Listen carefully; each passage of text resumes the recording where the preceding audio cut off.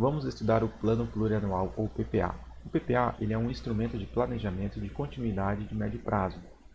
Isso significa que este instrumento ele é utilizado para que o governo defina suas escolhas e também estabeleça a sua ação estatal, transmitindo essas diretrizes, esses objetivos ou metas na forma de planos, programas e orçamento.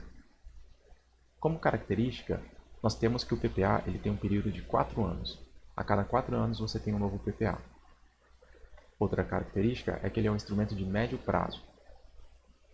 Ele também terá como outro atributo ser uma lei ordinária, pois ele é criado por um projeto de lei. E esse projeto de lei ele segue o rito de uma lei comum. Isso significa que ele será aprovado por maioria simples dos parlamentares. Nós temos também que o PPA ele é regionalizado, ele considera as especificidades do território. Ele também será a materialização do plano de governo. Como observações, nós temos que o PPA ele é um elo entre o planejamento, né, de longo prazo e orçamentos anuais. Por isso que ele é considerado como de médio prazo. Porque ele é essa ponte que interliga aquilo que é de futuro, né, a parte mais estratégica, com as leis orçamentárias. Pois um PPA ele detém 4 leis orçamentárias sob a sua supervisão. Além disso, temos que entender que o PPA ele será estabelecido no segundo ano do mandato até o primeiro ano do mandato subsequente, né? Isso significa que ele não se confunde com o mandato do chefe do executivo. Por quê? Porque quando você tem, por exemplo, um novo presidente, no primeiro ano de mandato desse presidente, ele estará sobre a vigência do PPA antigo, porque esse PPA antigo finaliza no primeiro ano do mandato do presidente subsequente, né, ou do chefe do executivo subsequente. Então, não há essa coincidência. Existe essa separação entre o mandato e a vigência do PPA. Também temos que entender que cada ente tem o seu PPA. Isso significa que a União terá o seu PPA, os estados e os municípios do Distrito Federal terão também seus próprios PPAs. O PPA ele está descrito no artigo 165 da Constituição Federal, parágrafo 1º, que diz o seguinte: a lei que instituir o Plano Plurianual estabelecerá de forma regionalizada as diretrizes, objetivos e metas da administração pública federal, para despesas de capital e outras delas decorrentes, e para as relativas aos programas de duração continuada. Isso significa que essa aplicação que nós estamos observando, no primeiro modo, é na administração pública federal, na União. Mas isso acontece também para os estados e municípios, assim como no Distrito Federal.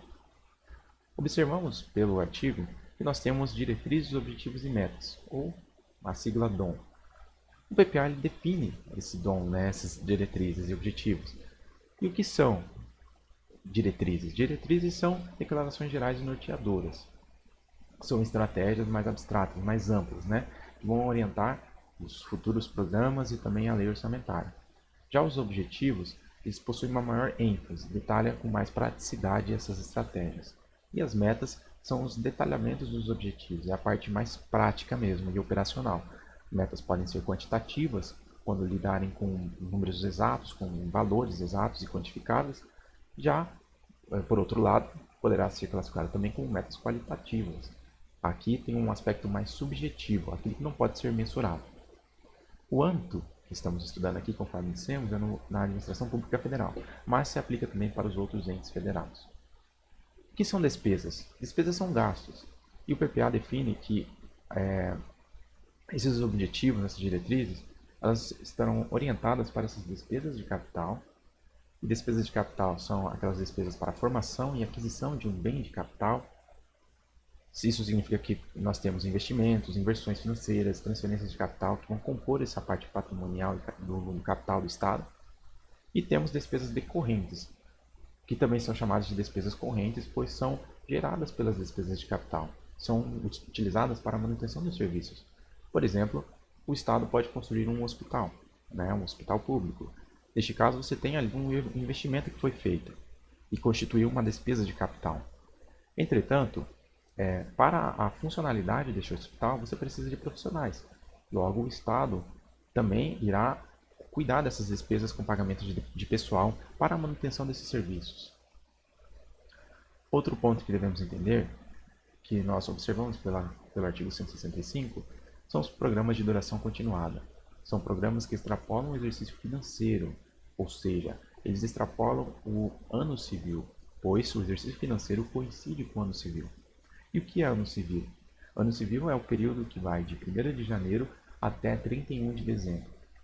Este período é considerado para análise da Lei Orçamentária Anual, para a LDO e também para o Plano Plurianual, considerando que um Plano Plurianual possui 4 exercícios financeiros, porque ele tem período de vigência de 4 anos.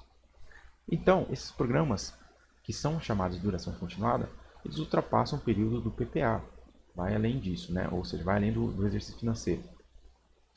Os programas de duração continuada, eles são utilizados para ações finalísticas, ou seja, as ações finalísticas estão incluídas nesses programas de duração continuada. E eles não se inserem no PPA. Neste caso, né, não está inserido as atividades MEI. São aquelas atividades para a manutenção deste processo, que não são necessariamente a entrega de bens ou serviços para a sociedade. Só fazendo uma correção, o PPA ele possui esses programas de duração continuada, e esses programas de duração, eles, conforme nós observamos aqui, eles vão além de um ano. Isso significa que eles também ultrapassam aquele período da LOA, a Lei Orçamentária Anual. Então, por isso é importante considerar ele no plano plurianual, pois eles vão orientar também a LOA.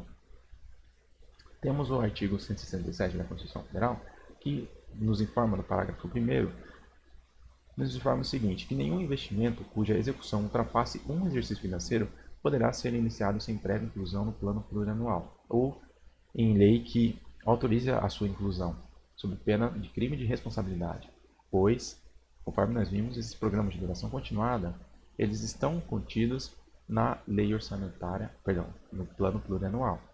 Deve estar previsto no plano plurianual. Por isso que no orçamento você não pode colocar uma construção de um hospital, de uma escola, que vai ultrapassar, os seus gastos vão ultrapassar o período de um ano, né? Para que isso aconteça, tem que estar presente aqui no PPA. Espero que você tenha entendido. Se tiver alguma dúvida, deixe nos comentários. E na próxima aula vamos ver a parte 2 do PPA. Competência, prazos, programas e planos.